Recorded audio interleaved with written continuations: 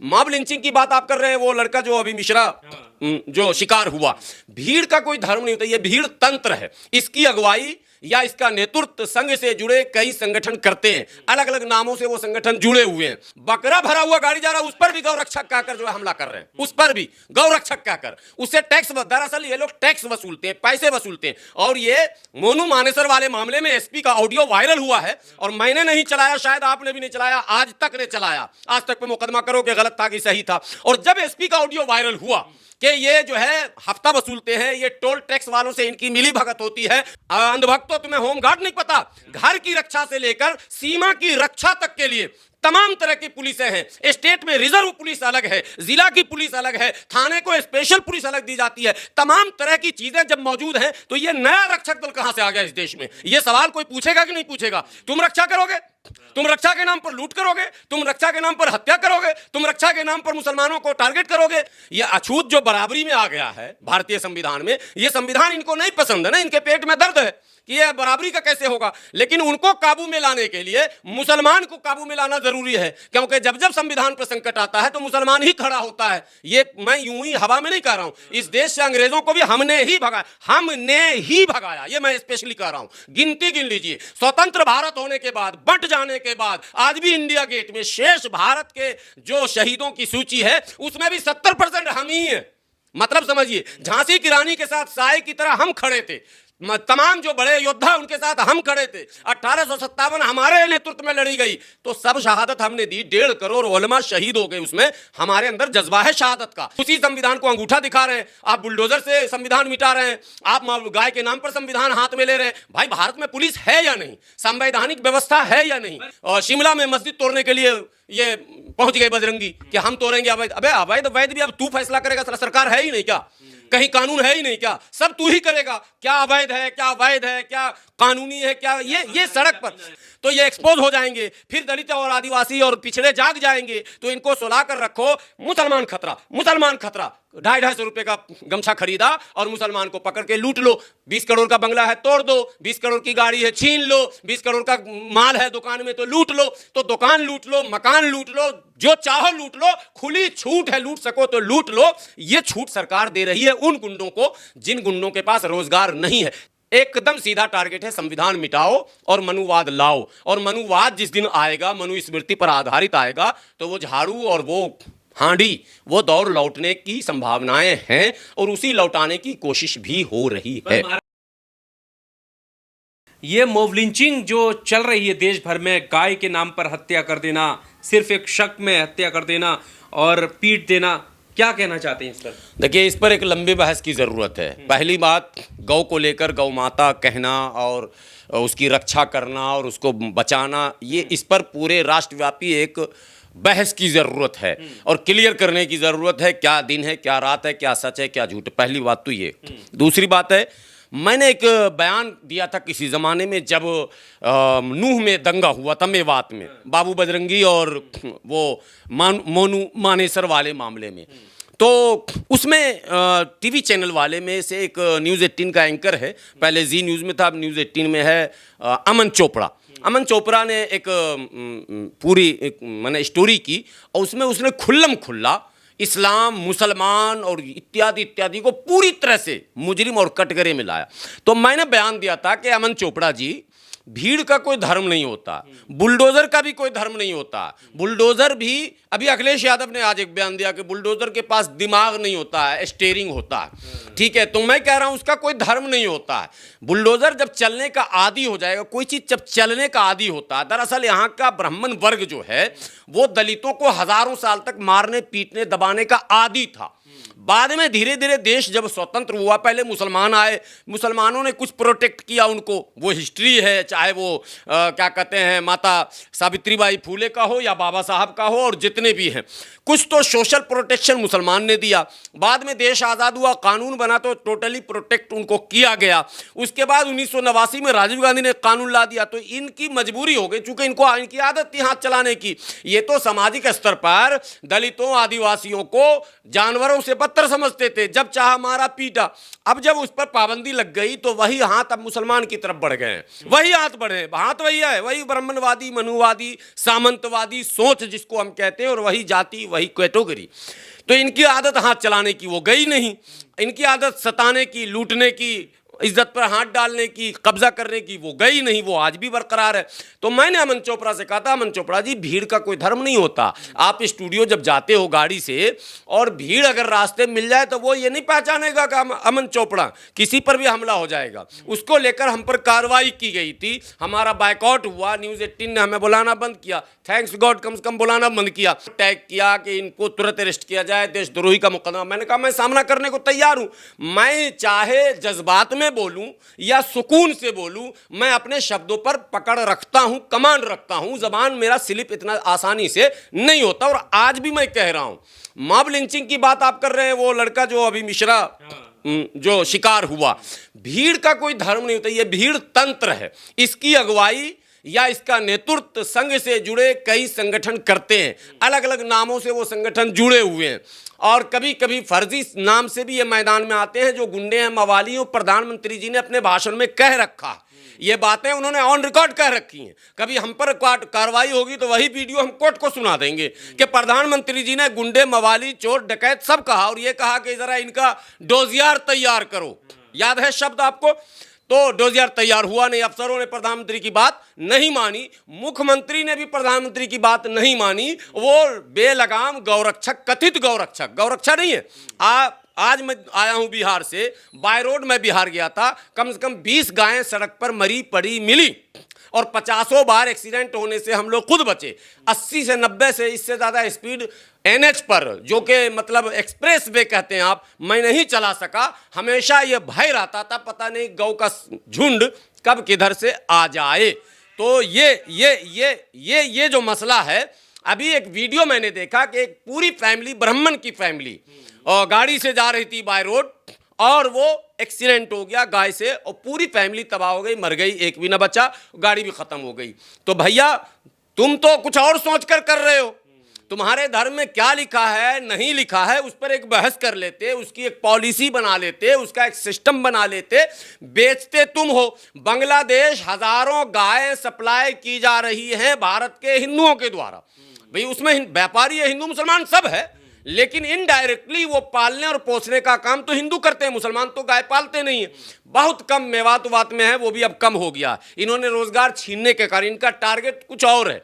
इनका टारगेट है, चूंकि पशुपालन का काम मुसलमान राजस्थान में, हरियाणा में, उत्तर प्रदेश में करते थे, बकरा बकरी, गाय भैंस पालते थे। इन्होंने देखा कि गाय में बहुत ज़्यादा मुनाफा है, मुसलमान कुछ ज़्यादा कमा ले रहा है, अरे भाई बरकत हो रही है तो आपको क्या परेशानी है। तो इन्होंने एक टारगेट किया, उस चक्कर में कई लोगों ने भैंस पालना भी छोड़ दिया। उस चक्कर में अब बकरा बकरी पर अटके हुए हैं। उस पर अभी कुर्बानी में बकरा भरा हुआ गाड़ी जा रहा है, उस पर भी गौरक्षक कहकर जो है हमला कर रहे हैं, उस पर भी गौरक्षक कहकर, उससे टैक्स, दरअसल ये लोग टैक्स वसूलते हैं, पैसे वसूलते हैं। और ये मोनू मानेसर वाले मामले में एसपी का ऑडियो वायरल हुआ है, और मैंने नहीं चलाया, शायद आपने भी नहीं चलाया, आज तक ने चलाया। आज तक पे मुकदमा करो कि गलत था कि सही था। और जब एसपी का ऑडियो वायरल हुआ कि ये जो है हफ्ता वसूलते हैं, ये टोल टैक्स वालों से इनकी मिली भगत होती है, टोल टैक्स से जब गाड़ियां क्रॉस होती हैं, चूंकि टोल टैक्स पर स्टॉपेज जरूरी है, गाड़ी रोकी जाती है, मशीन लगा हुआ है, तो वहां टोल टैक्स वाले रेकी करते हैं, मुखबिरी। आगे 10 कदम आगे जैसे गाड़ी बढ़ी, वहां से वो कथित गौरक्षकों का टीम, यानी वसूली करने वालों का टीम, यानी कि गुंडों का टीम, यानी कि मवालियों का टीम, यानी कि असामाजिक तत्वों का टीम, वहां से उसका पीछा करती है। सरकार को चाहिए टोल टैक्स पर पुलिस की एक ऐसी गाड़ी खड़ी रहे जो इन तमाम लोगों का पीछा करे कि भाई तू क्या करेगा। भारत में तमाम तरह की रक्षा के लिए, सीमा की रक्षा के लिए सीमा सुरक्षा बल, गांव की रक्षा के लिए ग्राम रक्षा वाहिनी, जिसको आप होम गार्ड इंग्लिश में कहते हैं। होम के मतलब होता है घर, और गार्ड के मतलब सुरक्षा। अंधभक्तों, तुम्हें होम गार्ड नहीं पता? घर की रक्षा से लेकर सीमा की रक्षा तक के लिए तमाम तरह की पुलिसें हैं। स्टेट में रिजर्व पुलिस अलग है, जिला की पुलिस अलग है, थाने को स्पेशल पुलिस अलग दी जाती है। तमाम तरह की चीजें जब मौजूद हैं तो ये नया रक्षक दल कहां से आ गया इस देश में? ये सवाल कोई पूछेगा कि नहीं पूछेगा? तुम रक्षा करोगे? तुम रक्षा के नाम पर लूट करोगे, तुम रक्षा के नाम पर हत्या करोगे, तुम रक्षा के नाम पर मुसलमानों को टारगेट करोगे, रक्षा। लेकिन करे क्या? ये संगठन ही बना था मुसलमानों को तबाह, दलितों को तबाह। दरअसल कहीं पे निगाहें, कहीं पे निशाना। यहां निशाना आज भी दलित है, चूंकि उनके किताब में लिखा है, उनकी किताब में लिखा, जो मौर्य जी ने मुद्दा उठाया था, आपको पता ही है। अभी जो 6 महीने छाया रहा, मौर्य जी पता नहीं कहां चले गए, आजकल शांत हैं। उनमें वर्ण व्यवस्था है, और वर्ण में एक सबसे सर्वश्रेष्ठ है और एक सबसे घटिया है, अछूत है। ये अछूत जो बराबरी में आ गया है भारतीय संविधान में, ये संविधान इनको नहीं पसंद है ना, इनके पेट में दर्द है कि ये बराबरी का कैसे होगा। लेकिन उनको काबू में लाने के लिए मुसलमान को काबू में लाना जरूरी है, क्योंकि जब जब संविधान पर संकट आता है तो मुसलमान ही खड़ा होता है। ये मैं यूं ही हवा में नहीं कह रहा हूं, इस देश से अंग्रेजों को भी हमने ही भगाया, ये मैं स्पेशली कह रहा हूं। गिनती गिन लीजिए, स्वतंत्र भारत होने के बाद, बंट जाने के बाद, आज भी इंडिया गेट में शेष भारत के जो शहीदों की सूची है उसमें भी 70% हम ही हैं। मतलब समझिए, झांसी की रानी के साथ साए की तरह हम खड़े थे, तमाम जो बड़े योद्धा उनके साथ हम खड़े थे। 1857 हमारे नेतृत्व में लड़ी गई, तो सब शहादत हमने दी। 1.5 करोड़ उलमा शहीद हो गए, उसमें हमारे अंदर जज्बा है शहादत का। हम तब अंग्रेजों को भगाए थे, आज ये संविधान विरोधी हमको इसलिए टारगेट कर रहे हैं ताकि संविधान को समाप्त किया जा सके। अगर भारत के दलितों, आदिवासियों और पिछड़ों को ये बात समझ में नहीं आएगी तो ये कहा जाएगा कि देर हो गई। और मैं कह रहा हूं, देर ना हो जाए, कहीं देर ना हो जाए, जल्दी उठो, देर मत करो, वरना ये व्यवस्था को गाय के नाम पर, ये व्यवस्था को धर्म के नाम पर, ये व्यवस्था को संत के, देखिए ना, मैंने संतों का जो भीड़ आया मार्केट में, परमहंस, कौन हंस, कितने, अब सब आ गए मार्केट में और सब सियासत में ही जाना चाहते हैं। अब तो ये मांग हो रही है कि संतों के लिए 30% आरक्षण दीजिए लोकसभा में। पता है कि नहीं आपको? नहीं आपको पता? संतों के एक समूह ने मांग किया है कि 30% आरक्षण, अब उनको 30% वहां दीजिए लोकसभा, राज्यसभा में, विधानसभा में। तो पूरा गेरुआ में रंग भी योगी जी जो कर रहे हैं, हज भवन को भी गेरुआ ही रंग रहे हैं। तो ये दलितों को मुसलमान तो समझ चुका, और मुसलमान समझ चुका है, समझ रहा है। और मुसलमान देर सवेर जब सर पर पानी ऊपर चला जाएगा तो मुसलमान फिर वो रास्ता भी इख्तियार कर सकता है जो रास्ता मुक्ति के लिए इख्तियार किया जाता है। ये कोई थ्रेट नहीं, सर से पानी जब ऊपर जाएगा, भड़का रहे हैं आप लोग। नहीं भड़का रहे। जब आप संविधान मिटाइएगा, इस देश में इतना अच्छा, इतना प्यारा संविधान, दुनिया में एक ऐसा भारत का संविधान जिसकी तारीफ सभी लोग करते हैं, जहां इक्वलिटी की बात है, जहां अपॉर्चुनिटी की बात है, जहां तमाम लोगों को बराबर अवसर देने की बात है, अधिकार देने की बात है, समता, समानता और सम्मान की बात है, उसी संविधान को आप निशाना बना रहे हैं, उसी संविधान को अंगूठा दिखा रहे हैं। आप बुलडोजर से संविधान मिटा रहे हैं, आप गाय के नाम पर संविधान हाथ में ले रहे हैं। भाई, भारत में पुलिस है या नहीं? संवैधानिक व्यवस्था है या नहीं? पर पिछली बार, अभी 2 दिन पहले जब हत्या हुई बंगाल के मजदूरों की, तब सीएम कह रहे हैं कि भावनाएं आहत हो जाती हैं लोगों की, उनकी भावनाओं नहीं। अभी यहाँ एक मसला नहीं है ना, यहाँ मीडिया बस में मनुवादी सोच की पोषक पूरी मीडिया लगी हुई है। हम लोग फेस करते हैं, हम लोग जानते हैं, स्क्रिप्ट पहले से तैयार। बांग्लादेश में हिंदुओं पर अत्याचार, बांग्लादेश में कहीं अत्याचार, पूरी तहकीक हुई, 8-10 यहाँ के ईमानदार पत्रकार गए।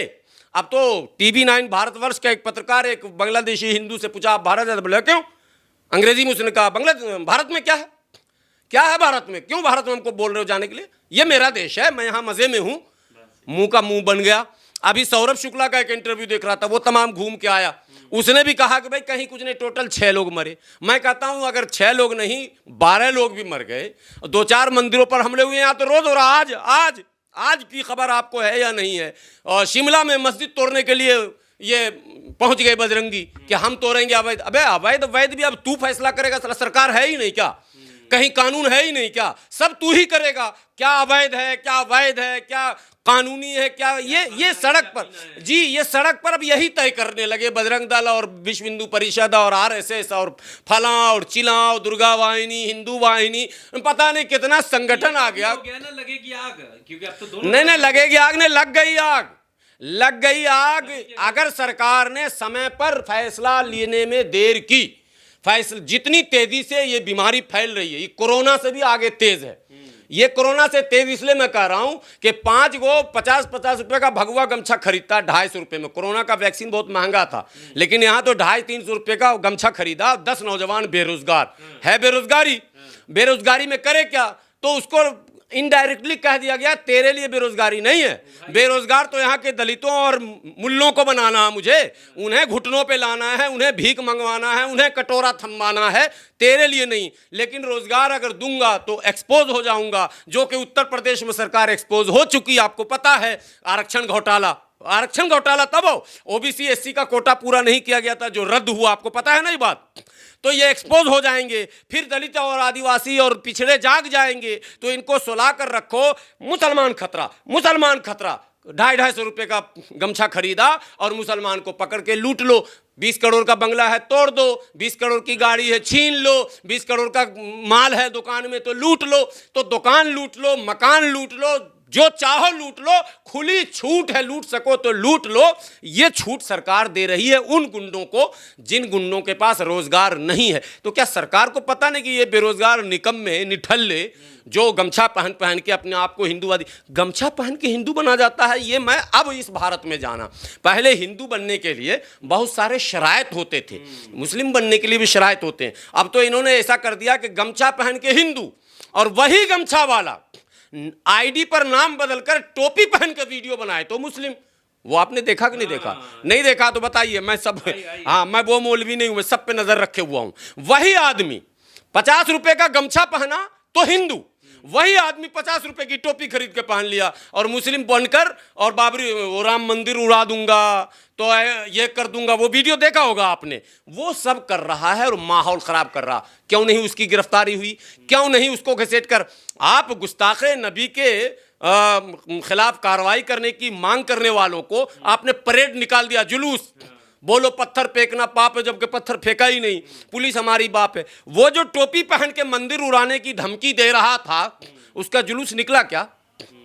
क्यों नहीं निकला?